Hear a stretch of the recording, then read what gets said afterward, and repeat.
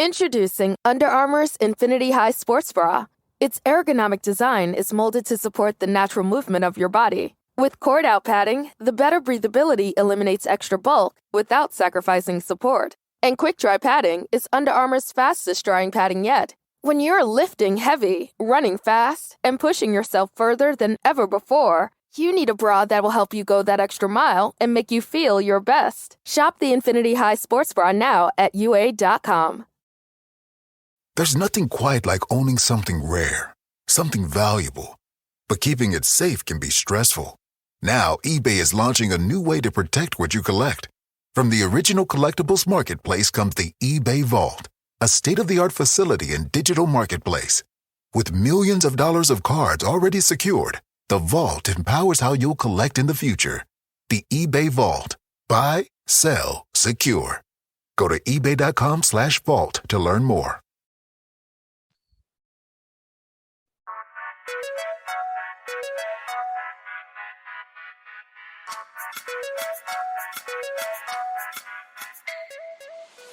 Welcome to the Hypothalamic Amenorrhea podcast.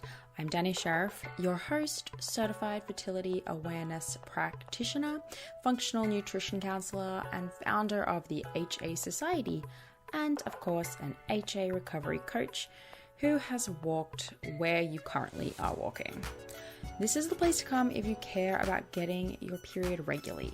This podcast aims to educate, inform, and keep you motivated on your period and HA recovery track.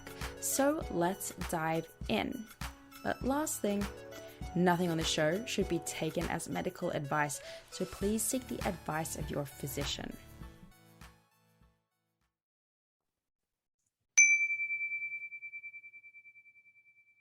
I know a question on your mind is, how long will recovery take me? And I know that because I get that question a lot. And it's tough because the timeline can be really unknown. And look, I can't give you a magic answer that's 100% accurate, but what I can do is ask you a whole lot of questions to understand things like what your lifestyle is, where your mindset's at, what have you already tried? What are you willing to try and not willing to try? And a lot more questions like that to determine a general range that you could expect. So I created a quiz to help get that answer to you because I was asking these types of questions to girls all the time. So I thought I'd make a quiz. And it's called How Long Might It Take to Get My Period Back? The quiz. So once you go through it and you answer the questions, it will give you not just a time range, but a quick description of how you might be feeling to help you connect with that answer and see it, make sure, yes, like this fits, this feels good for me.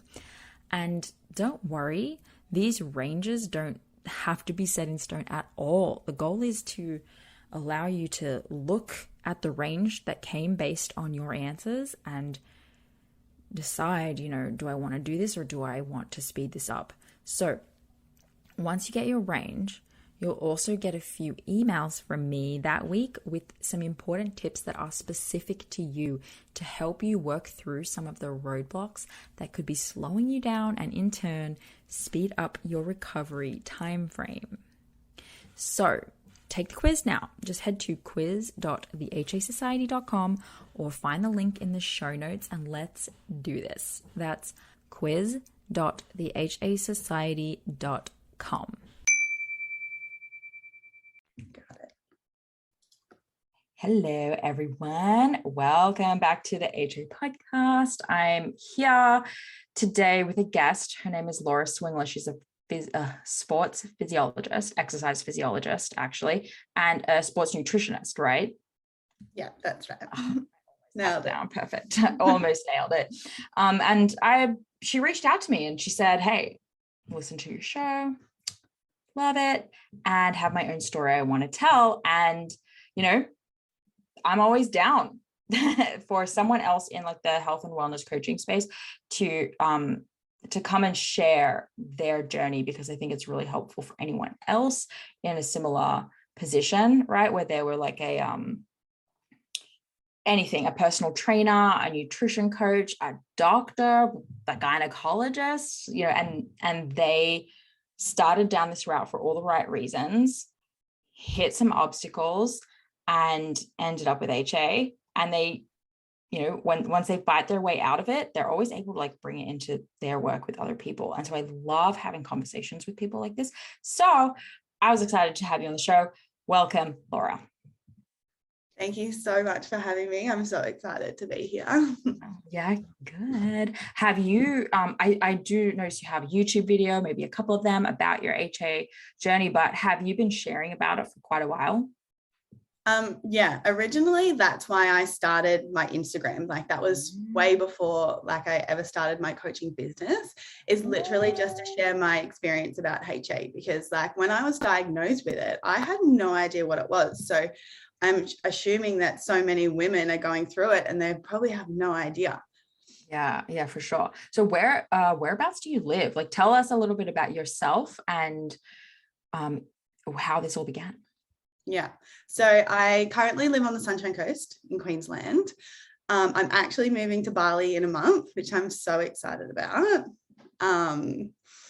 But yeah, I've like been on the Sunshine Coast probably for like 8 years now. I did university here, and then straight from university, I went straight into like an ex-phys role. So I was working in the rehab space.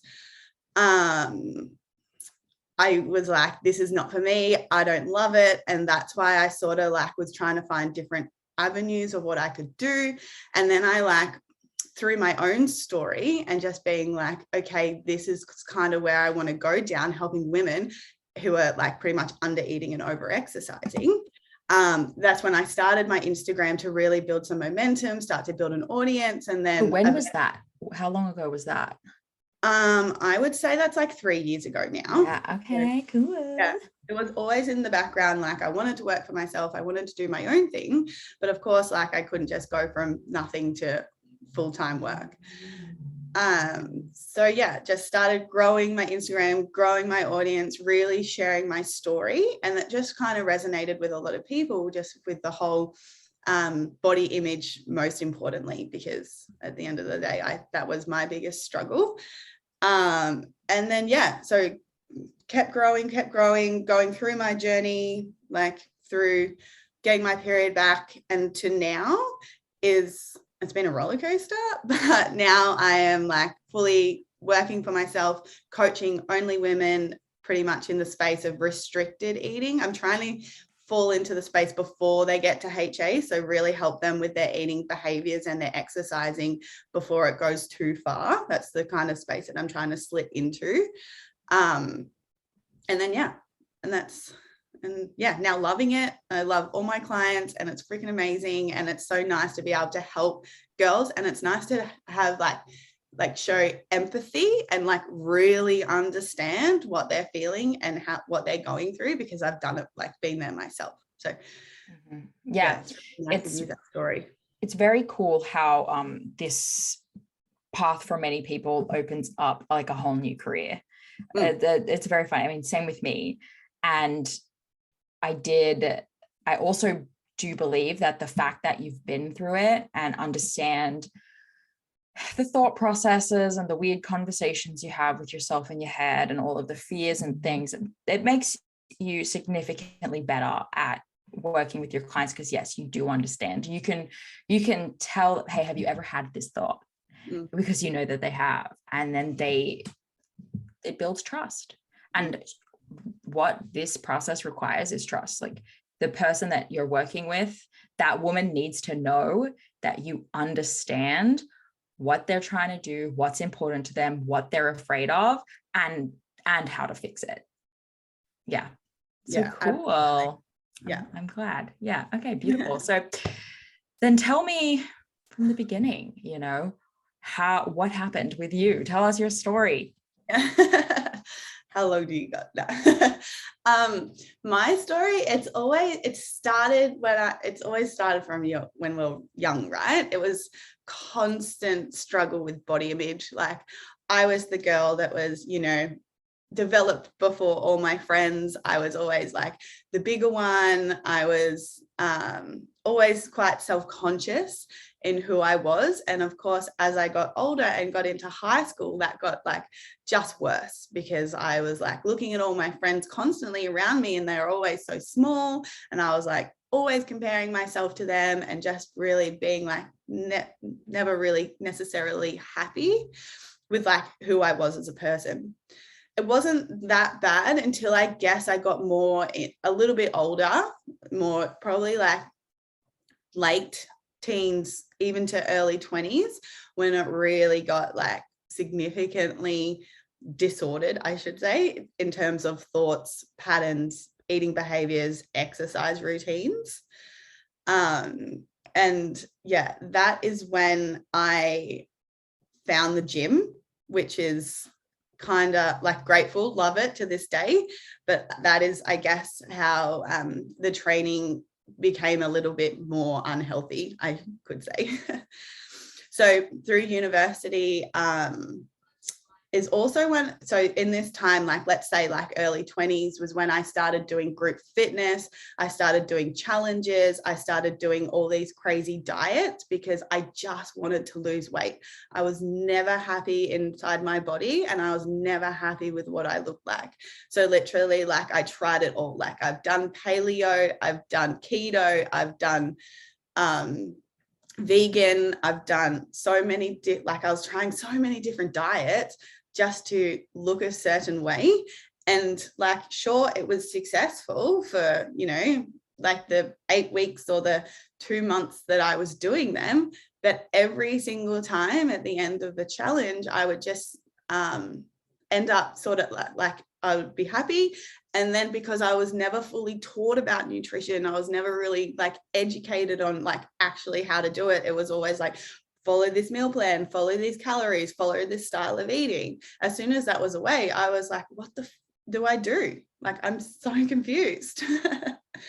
So as you can see, there was lots of like yo-yo dieting through that time. And of course, while I was doing that, like as I was doing paleo, I was doing CrossFit 5 times a week. So as you like, that just sounds so dumb to me now. It's just like so much exercise for the amount of food I was eating. Thing.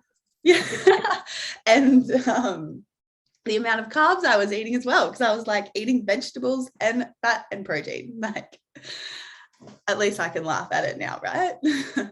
But yeah, I mean, it kind of is like, it is kind of like, it's ridiculous. And it's ridiculous that these trainers are allowing you to do that. That's what don't know. That's what hurts my heart most. I really believe that for the most part, if they truly understood, they wouldn't. Like it's like none of this was malicious. Yeah. I don't think. Absolutely. And I always say that, like the trainer is like, obviously they're prescribing what's like worked for them and a lot of people. So yes, it is successful for some people. That's why I'm huge on, you got to find what works for you and your body that makes you feel good. So absolutely. I was just, yeah.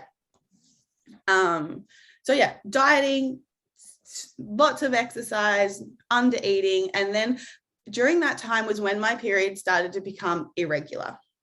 I hadn't fully lost it yet. It was probably like when I was about 23 or probably 22 was the point where I like completely lost it. And then I was like, I was a little bit concerned about it. And I was like, oh, but like not too concerned that I was like had to do anything about it. Cause I was like, oh, okay, maybe like, I don't know what I was thinking at that time, to be honest, but I didn't really care about it. It wasn't until like I didn't have it probably solid for like 2 years. Then as I was getting a little bit older, like I was getting, you know, like to the 25, I was like, okay, like I need to take this serious now, because like, what if I want to have babies and I don't have a period? So that's the point. That's the thing that got me. I was like, okay, cool. You need to sort your period out. You need to find out what's going on. So for the future, if you want to have babies, then you're regular.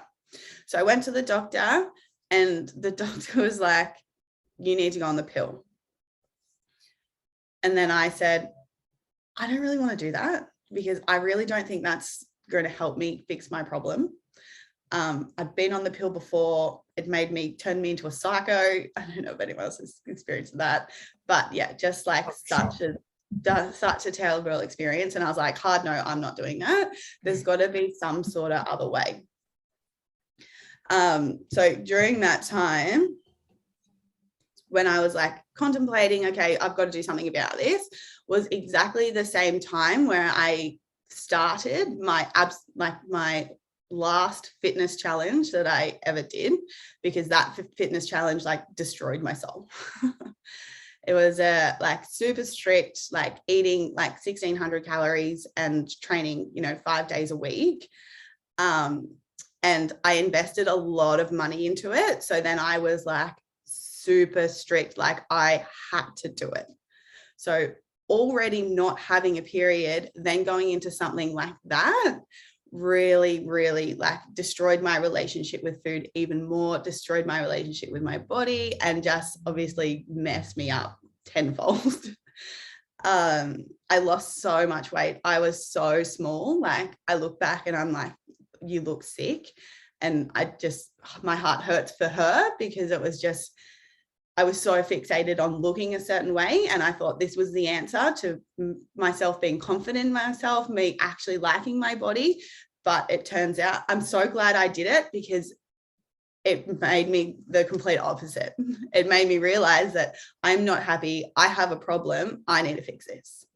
Yeah, it was like the catalyst. Yeah, your moment. I think we all have that moment. And yeah. Okay, cool. So you have this epiphany and you realize, what am I doing?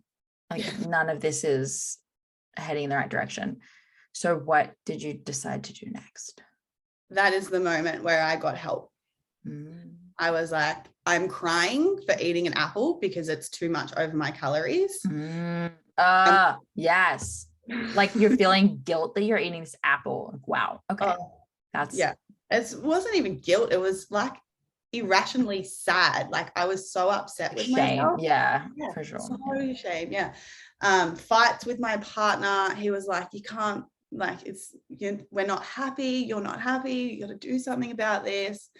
And that's when I reached out for help, and I started working with someone who specialized in hypothalamic amenorrhea at the time. And that was the point where like my journey switched, and that was when I like found out, okay, cool, you can help me with this hypothalamic amenorrhea. This is what it is. This is what I need to do. And it was freaking hard. I'm not going to lie. It was terrifying, because like this person was telling me everything against what I have believed for so long.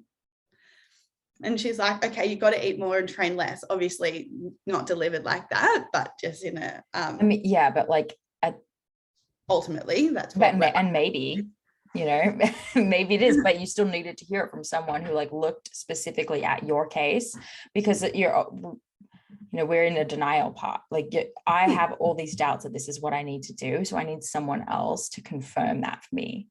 It was the same thing for me, and you may not realize it because you probably went into working with someone kind of knowing what you needed to do, but being, unsure that you could do it, or that it was 100% necessary. Like that voice in your head is telling you, nah, she'll be right. So that's cool. That's cool. Yeah. And it was the whole piece of like, because I didn't necessarily, like before that challenge, I didn't look like I was over exercising and under eating, because I wasn't like, I think that's the body dysmorphia also coming into it. But to me, when the doctor was like, you need to eat more and train less, I was like, what? No, I don't look like I have an eating disorder. I look normal. But obviously being in low energy, another belief system. Another belief system that needed to be changed. Absolutely. So that was my turning point. I started working with someone, and then she was, and it was really hard. And I'm so, I resonate with so many girls going through that, because it's literally like you have to watch your body change before your eyes. And It's so difficult before getting the reward that you're after as well. That's right, exactly. And it's like, it's so hard when your whole life is you've been fighting with your own body image, and then you're doing things that are complete opposite to help. That is just so challenging. It's so hard. So it was so nice to have support and to have someone to talk to and to have someone through that, because I reckon if I didn't have someone externally away from my family or my partner, like it would have been way too difficult. So yeah, super grateful for that. So yeah, it was like slowly increasing my calories as I felt confident to do it. The biggest thing for me was giving up the gym. That's something that I didn't want to do. And I like tapered down my training slowly, but I got to a point where I knew that that was the thing, even though maybe it wasn't, but at the time I really believed that that was the thing that was really stopping me from getting my period back completely. So eventually, with a lot of like debating in my head and a lot of conversation with my coach, I eventually gave the gym up as well, and literally eating like, I was eating more than 2,500 calories. I was eating so much. Okay. And yeah, and then, yeah, so gave up the gym, and then eventually I got my period back. And that moment I was like, all of this was so worth it, because the day that I got it back, it was just like so good and so exciting. And then it was like the turning point of being like, okay, cool. Now we get to train with my cycle. We get to fuel our training to feel better. And overall, our life is going to be better, because it's like, I've healed my relationship with food. I've healed my relationship with my body. And now we can just like be at this amazing space. So the HA Society is taking clients. Coach Ashley and I work one-on-one with HAers, as we call you, to help you figure out a plan and, of course, implement it and stay accountable. Whether you've worked with a health practitioner already and you just want to stay accountable and strategic with the plan that they've laid out for you, or you want to start from scratch looking at all the aspects of your recovery needs and to create a game plan to reach those needs, then we are definitely your girls. When you sign up to work one-on-one with one of us, we're going to go over your history, your biggest obstacles, ensure that we're taking into account your specific goals, and start making a plan to reach them. So those goals could be getting your period back, could be getting pregnant, could be getting back to exercise or sport, or simply working on your mindset around your body image and long-term recovery. We also can teach you the fertility awareness method. So if you want to learn that so that you have the skills you need to go out into the world on your own without fear of getting HA again, we have got your back. So our coaching packages are either weekly or bi-weekly and only a month at a time commitment. So you're not paying tons and tons of money for 5-6 months. It's month to month, which is awesome. Makes perfect sense for period recovery, right? So to learn about other women's experiences working with us and to apply for a coaching spot, plus ask any questions that you might have before getting started, just go to thehasociety.com/coaching. Yeah. I love that. Actually, my favorite part of working with people, and with myself is that, okay, now we have to use our cycle to work with our training and optimize performance. And that's actually something I want to get into is marketing, because I do that, but I don't really like scream it from the rooftops, like performance, menstruation, coaching kind of thing. Yeah. But I want to back up for a sec. So, okay. Exercise physiologist, sports nutritionist, you said, even though I think I gave up exercise, even though I think in hindsight, maybe I don't need to do that. So I would love to stop there for a second and learn a little bit more about your hypothesis that, like, what does it mean that maybe I didn't need to, but I still did it? I think for me, it was a control piece, because I knew that was one thing that I could control to help, because I was always wanted to, like, it was always about body image still, like it was still about my body going through that, because and that's why I didn't want to give up the training because I knew that's when my body would change. Because if I was still strength training, I would still, you know, have body composition changes, X, Y, and Z. But the reason I say it is because I believe, because I've seen it with a couple of girls now, that you don't fully have to give up training completely. I think that you do have to taper your training a lot. Like, obviously get rid of any sort of high intensity, any sort of, you know, like heavy weights, things like that. But I think you can taper it and like still do it. And then obviously making sure you're fueling and eating enough for it.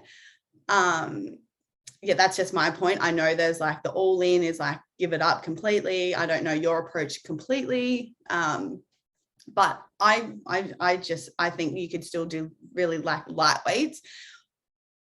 I wish I kind of still just did it because it's more of like a mental thing, I think, than anything, because you still are doing something that you really like instead of everything that's taken away.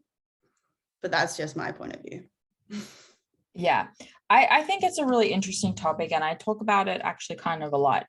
I have a lot of videos around exercise and a lot of episodes around exercise and recovery. And I think that I do actually have a similar point of view, and that we need to remember that what exercise actually means, and it's exercising is actually like practicing a skill, you know, moving in a way to, like, I actually forget what it is. I'm going to look it up because it's really important. Definition of exercise. I haven't memorized it. Activity requiring physical effort carried out to sustain or improve health and fitness. You know, like this goal, there's two actually definitions and both are good. So, you know, is what you're doing actually moving you towards health and fitness? No. Okay. Is there a way that does move you towards health and fitness? Yes. You need to maybe have a trained eye or understand how it works to get there, but it's highly likely that most people's current exercise regime is moving them away from health and fitness. And so that's like, it's a very important nuance. And then the other definition is a process or activity carried out for a specific purpose, especially one concerned with a specified area or skill. Again, very specific, and none of those definitions are around like obsessively trying to be smaller or like lose weight. And we get back, like, and that's where that mental piece comes in. Whereas if everything you're doing is for that one goal, something needs to change. If you're able to have a relationship or work with someone who understands and follow instruction, then we can program something for you that will move you, you know, in the direction you're trying to go. And for you at this time, it's probably about, you know, moving in a way that's good for maintaining bone density, that's good for, you know, potentially maintaining some kind of muscle mass, that's good for mental health. Mm-hmm. There are so many benefits to exercise that, if done 100% correctly and under the guidance of someone who knows what they're doing, probably even if you're a trainer yourself, because you know, we all suck at programming for ourselves, then there is value. It's just, we understand that it's actually so hard to see the difference, or to really tap in with like your intention behind the exercise you're doing. So that it's so possible that what you needed to do was stop exercise 100% so that you could like rebuild that relationship with why you were doing it. And get to this place that you're at today. I hope that made sense to people. Yeah. Well, it definitely makes sense to me, and I completely agree. And that's why, like, if you don't know what you're doing, it's like, it's so important to work with someone who knows what's going on and the intentions of your why you're doing it. And I have that conversation with my girls all the time. It's like, okay, cool, what's your why? Yeah, that's right. Like, yeah, like, let's forget about the aesthetics. Let's think about your health. Let's think about how you feel. Let's think about your performance. So yeah.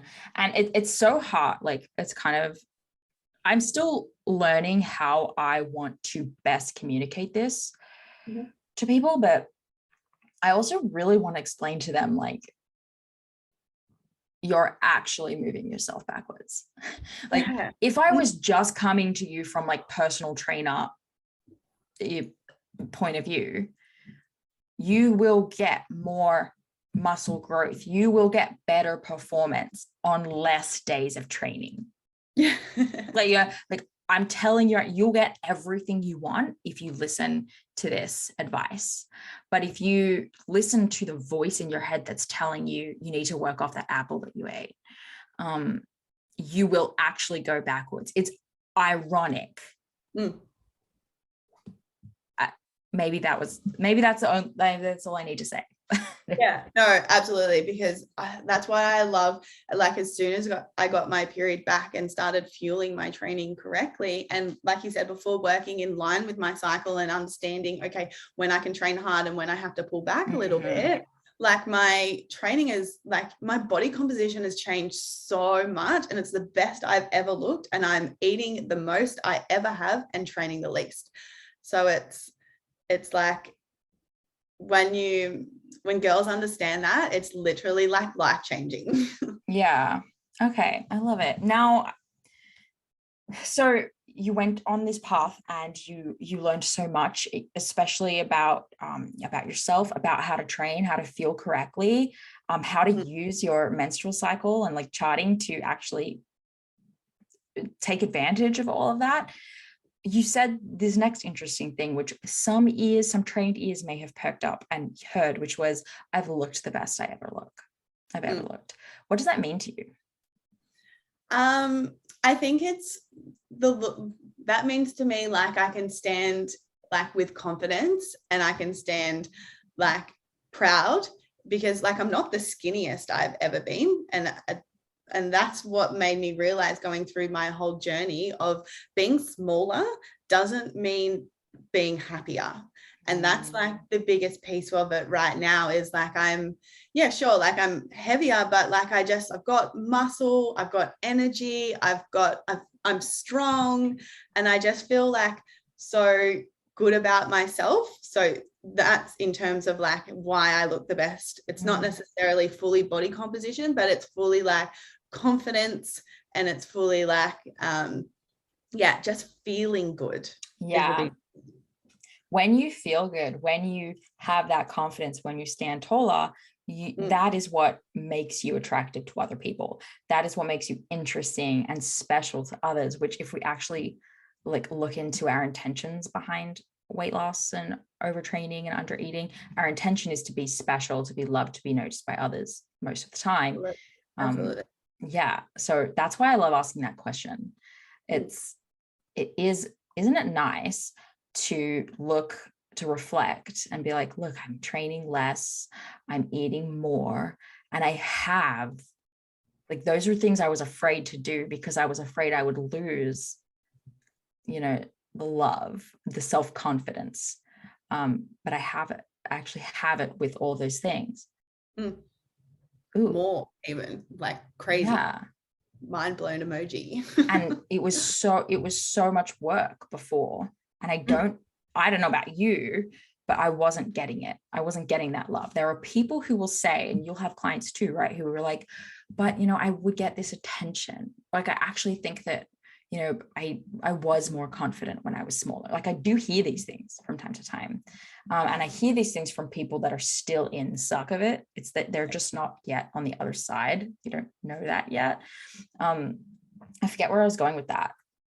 But no, yeah. I think it's just the piece about learning that confidence doesn't necessarily, and acceptance from others doesn't come from externally, it comes from internally. So as soon as you learn to love yourself and love your body, you can do anything. Respect. Yeah, treat it with love and respect.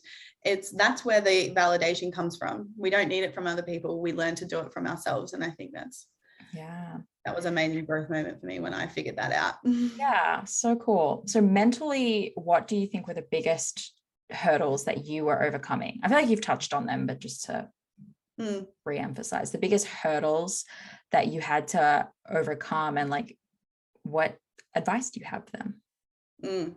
My biggest hurdle, honestly, was the fear of getting fat. Like, boom. yeah. I love when people just say it, just like say it for what it is. Yeah, it was freaking terrifying because it just like I like it affected my food, it affected my exercise, it affected everything. Just this belief that if I ate more and trained less, I was going to get fat. So that definitely was the biggest hurdle. Overcoming that, it's just like building that trust and that knowledge of being like, okay, cool, I can eat this and I can train this way and I don't get fat. And I really feel like the only way like to fully believe that is doing it and building that self-trust. Because like I studied for 4 years and like I've done so much education. Like I knew what I had to do, but because of the hurdles and the inner voice inside your head, like you're not listening to the science-based information because you're so caught up in your own belief system. And that was really hard for me to overcome because I was telling people to do a certain thing, but I wasn't doing because of the crazy. Voice. Yeah. So it's like, yes, it's incorporating so my advice is yes, incorporating the nutrition and the exercise piece, but working on your self-worth and working on your self-confidence and working on you and who the hell you are as a person is so freaking important through the journey. And I think that's the most important thing that you need to be working on if you're trying to get your period back and trying to get back into health and fitness. How you view yourself in the mirror is so, so important. So like, I'm so grateful for my journaling work, my affirmations. I've done a little bit of like hypnotherapy that really helped me as well, just to really change my belief system at like a subconscious level, not just like a surface level, because I don't think until you fully heal the wounds, you're never going to be able to change your behaviors. Love it. Okay. Well, I don't know if it's fully relevant, but tell me a little bit about your reset and revive your life program. She did not ask me to ask about these things, guys. This is not like a plug.